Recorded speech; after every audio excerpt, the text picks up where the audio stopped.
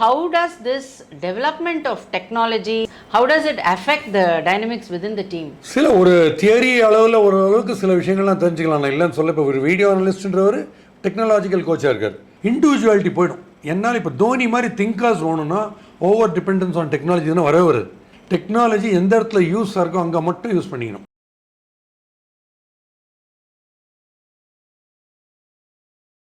Technology has its own limitations. I mean, it could sound very diffident in this manner, but technology to be used where it is required. ஆமாம், இப்போ நீங்கள் TRS சொல்கிறீங்க. டிஆர்எஸில் பால் போகுது, bad இப்படி இருக்குது, bad இப்படி இருக்குது, நடுவில் பால் போகுது, ரெண்டுத்துலேயும் படுது. நீங்கள் எப்படி கொடுக்க போகிறீங்க டிசிஷனு? பேட்டுன்னு தெரியுமா, பாலுன்னு தெரியுமா? பால் ஃபுல் டாஸாக பேட்டில் படுது, ஃப்ரண்ட்டில் ஆடுறச்சு. டிஆர்எஸில் அது நேர ஸ்டம்பில் தான் இருக்குது. பட் அது அவுட்டா இல்லையா அப்படின்னு டிசைட் பண்ணுறதுக்கு, இல்லை அவுட் சைட் எக்ஸ்டம் வருதுன்னா ஃபுல் டாஸாக அந்த டிஆர்எஸ்ஸே டிசைட் பண்ணுறது இந்த பால் பிச் ஆனப்பறம் இப்படி போயிருக்கும்னு. அந்த பாலர் படி பால் இப்படி போயிருக்குன்னு டிசைட் பண்ணியிருந்தா. ஸோ நிறைய வீக்னஸ் ஜாஸ்தி இருந்துகிட்டே இருக்குது. ஸோ ஓவர் டிபெண்டன்ஸ் ஆன் டெக்னாலஜியில் என்ன ஆகும்? த்ரில், ஹியூமன் எரர் இருந்தால் தான் த்ரில்லு. அந்த த்ரில் போய்ட்டு எல்லாம் மெக்கனைஸ்டு. நாளைக்கு லவ் கூட ஒரு டேட்டா ஆச்சு, சுஜாதான்னு பேர், ஏஜ் 23, என்னை தாண்டி போச்சு, லைட்டாக திரும்பினா. இவன் உண்மையிலேயே லவ்வில் இருக்காளா, இல்லை அந்த திரும்பி சிரிச்சாதான் என் மேலே லவ்வில் இருக்க, இப்படியா போயிட்டு இருக்க முடியும்? சிலதெல்லாம் நேச்சுரலாக நம்மளே டிசைட் பண்ணணும் இன்ஸ்டிங்க்டிவாக. அது எனக்கு ரொம்ப ஃபார்ச்சுனேட்லி நான் ரொம்ப அடிமை கிடையாது டெக்னாலஜி. அதனால் I'm quite happy thinking on my own. But I think the gut feelன்னு சொல்கிறாலே that works. நிஜமாவே இல்லை இந்த பால் கண்டிப்பாக அது I will be able to take a wicket. நீங்கள் சொன்னீங்க பார்த்தீங்களா அந்த மேட்ச்சில், வெஸ்ட் ஜோன் மேட்ச்சில், yes I will get them out because you are instigated at that point. So நம்ம ஹர்ட் ஆகிருக்கோம், நம்ம போய் அதை டெலிவரியாக கன்வெர்ட் பண்ணுறோம், we will make a match winning ball out of it அப்படின்னு சொல்கிறது டிஃப்ரெண்ட்டு. அந்த gut feel and the provocation for the right occasion, அந்த மாதிரி இருக்கிறதெல்லாம் we lose in these sort of. ஆமாம், நீங்கள் எல்லாத்தையுமே ஸ்டடி பண்ண முடியும்னா, இப்போ ஒரு கார் ரேசர்ஸ் 2 பேர் இருக்காங்க. சுமாக்கர் மாதிரி ஒருத்தர் இருக்கார், அஜித் மாதிரி ஒருத்தர் இருக்கார். 2 பேருமே ஏஸ் எக்ஸ்பர்ட்டு. பட் இந்த 2 பேர் லெவலில் இருக்கிற 2 பேர் மந்தவெளியில் போகும்போது ஆக்சிடென்ட் ஆகுது டிராஃபிக்கில். இந்த டிராஃபிக்கை நீங்கள் டிசைட் பண்ணிட்டீங்களா என்ன ஒரு வண்டின்னு தெரியாது. 2 பேரும் எக்ஸ்பர்ட்ஸு. பட் இருந்தாலும் ஆகுதுன்னா அன்றைக்கி இருக்கிற சுச்சுவேஷன் டோட்டலி டிஃப்ரெண்ட். T20 மாதிரி நீ பெரிய பிளேயரு, பிஸ்தா, அதெல்லாம் ரைட்டு. இந்த 5 மணி நேரத்தில் நீ என்ன பண்ண போகிற? Sir short pitch our week, right, நீ கரெக்டாக ஷார்ட் பிச் போடணும். அவர் அந்த பாலை தப்பாடி இவ்வளோ இருக்குல்ல, அது ஃபைனலாக it ends up only with the human element. Very true. இங்கே I think we should bring in Rajinikanth.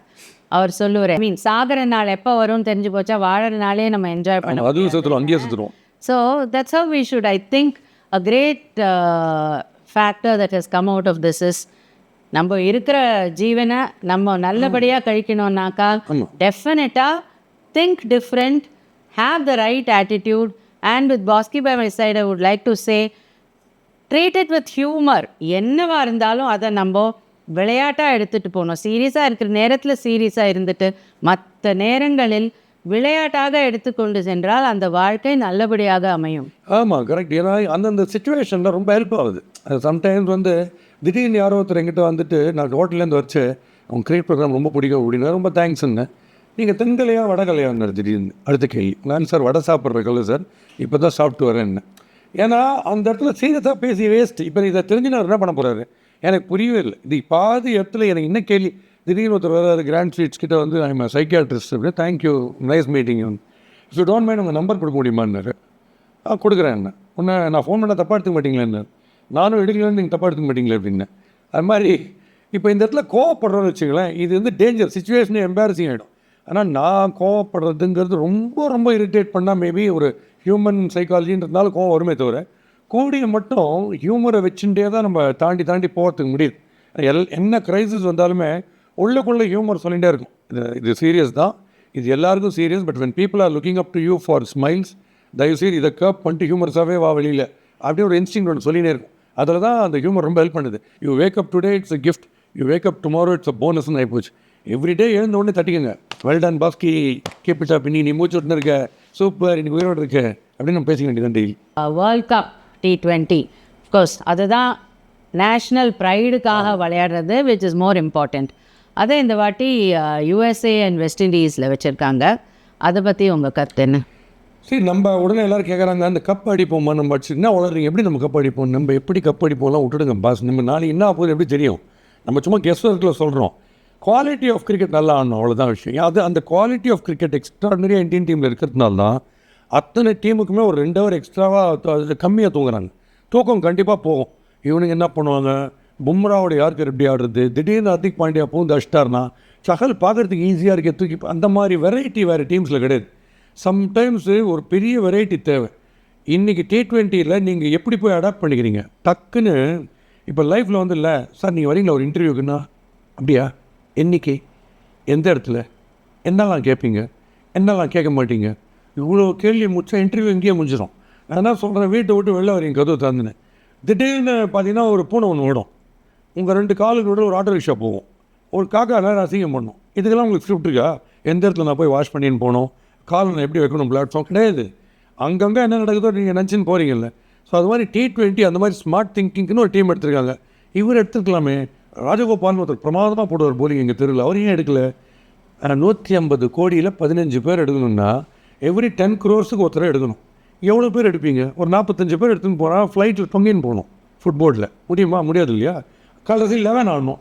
இவரை விட்டுட்டாங்க, அதனால தான் நம்ம தோத்துட்டோம். இப்படி பேசினே இருக்கலாம். ஏன்னா வேர்ல்ட் கப்பு ஜெயிச்சுனே வந்தோம். Quality was brilliant. One bad day happen to be the last day, அதில் போய் தோற்றோம். இப்போ அது தோற்றத்துக்கு வரி பண்ணிக்காதீங்கன்றேன். இப்போ ஆடின மொத்தமும் வேஸ்ட்டாக போ வின் பண்ணதெல்லாம். அன்றைக்கி நமக்கு டே சரியில்லை, ஒரு நாள் தடிக்க விழுந்துட்டோம், உடனே கிண்டல் என்ன தாடுறானுங்க. எனக்கு இனிமேல் நான் பார்க்கவே போகிறது இல்லை. ரொம்ப வருத்தப்படுவார் ரோஹித் சர்மா, நீங்கள் பார்க்கலன்னா, ஐயோ தாமோதரன் ஒருத்தர் மயிலாப்பூரில் பார்க்கலன்னு சொல்லிட்டாரு, இனிமேல் நான் எப்படி அடுத்த 6 அடிப்பேன் கவலையாக கவலை இல்லை.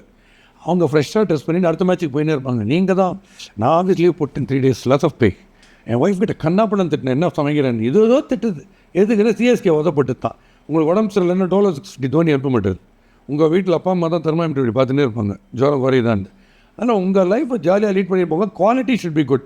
என் ஷோஸில் நல்லா பேசுவேன் சம்டைம்ஸ், அப்படியே மயான அமைதியாக பார்த்துருப்பாங்க, என்ன அவர் பேசுகிறார் அப்படின்ற மாதிரி. அதை நான் யோசிச்சு வச்சுக்கோ, நான் அடுத்த ஷோக்கு போக முடியாது. சம்டைம்ஸ் சுமாராக பண்ணி கூட பயங்கரமாக சிரிப்பாங்க, பட் அது ஹாப்பியாக இருக்க முடியாது. ஸோ குவாலிட்டி குட்டுன்னா ரிசல்ட் வரலைன்னாலும் கவலைப்படக்கூடாது. குவாலிட்டி சுமார் பட் ரிசல்ட் வந்துச்சுன்னா அங்கே ஜாகிரதையாக இருக்கணும். ஐயோ இது செல்லாது, ஏதோ ஒரு தடவை ஓசின்ட்டு.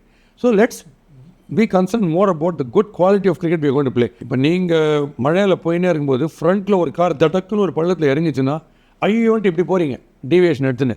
ஸோ இந்த கார் பள்ளத்தில் வந்த உடனே நீங்கள் மாற்றிக்கிறீங்க. அதை மாதிரி முதல்ல எடுத்த உடனே கொஞ்சம் டேஞ்சரஸாக 2 பால் வந்துன்னா, ஓஹோ நம்ம ஊரில் ஆடுற கிரிக்கெட் நீங்கள் ஆட முடியாது போலன்னு ஸ்மார்ட் திங்க் யார் பண்ணுறாங்களோ அந்த டீம் ஜெயிக்கும். அந்த கெப்பாசிட்டி இந்தியன் டீமுக்கு பயங்கரமாக இருக்குது. எல்லாருமே நல்ல டீமை தான் செலக்ட் பண்ணிப்பாங்க அவங்க நேஷனுக்கு.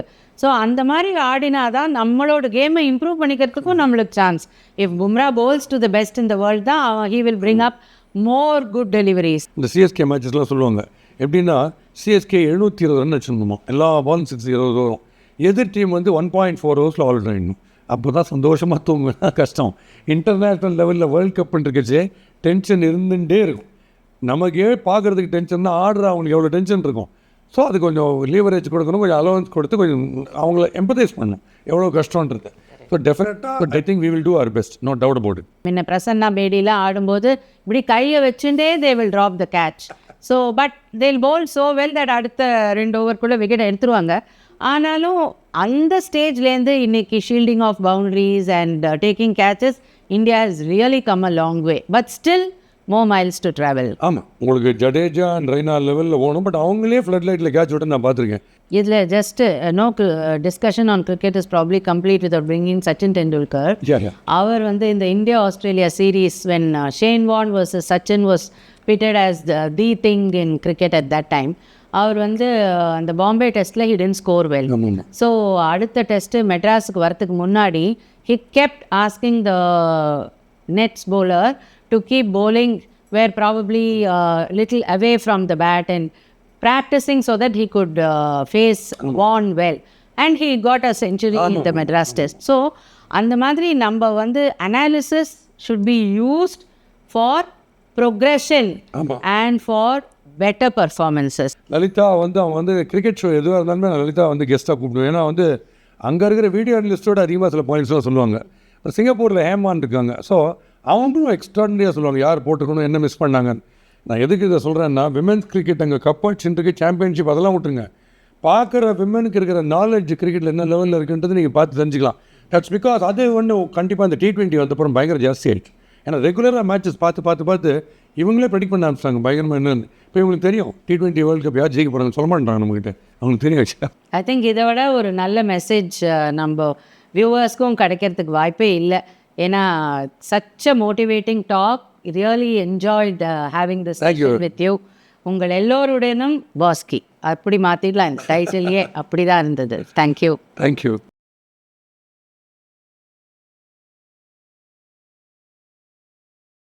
கட்டாயமா நிறைய பேர் கூட ஷேர் பண்ணுங்க அண்ட் சப்ஸ்கிரைப் பண்ணுங்க. அப்பதான் பூர்ண சக்தி வீடியோஸை மிஸ் பண்ணாம பார்க்க முடியும்.